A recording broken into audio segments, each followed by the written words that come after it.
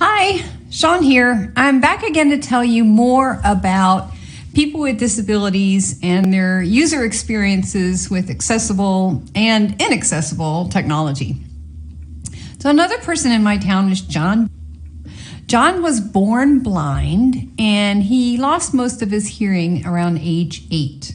He went on to graduate second in his class in mathematics, and he got a master's degree in computer science with a minor in electronics engineering.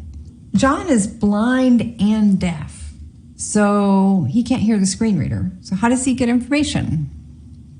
Well, he uses this thing called a digital braille display. They are so cool. It's like it's a hardware, and it has a row of pins, and they pop up and create the braille. And I'll show you a video of that in a little bit. Another person who is deaf-blind and uses a digital braille display is Haben Girma. Haben graduated from Harvard Law School. And in the next video, she's going to show you a little bit using her braille display. She has the sound turned on so you can tell what's being said since you can't read her digital braille display to get the output. And then Haben also will be speaking and giving us some perspective on her video. So when I'm using my phone, I use VoiceOver. VoiceOver can speak out loud and send information to the digital braille display.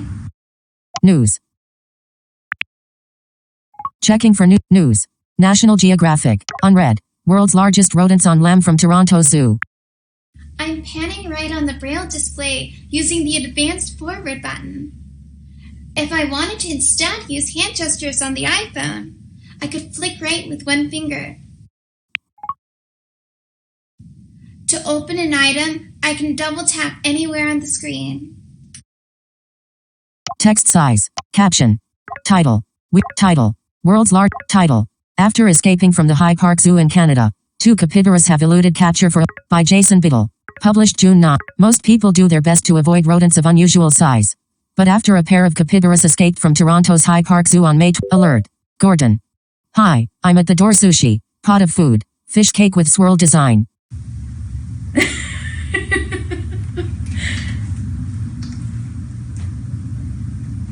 My friend's at the door, so I'm just gonna let him know. Close. Button. Reply. Button. Messages notification.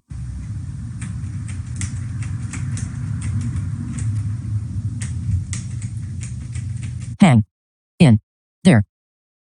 I'm almost done with this demo.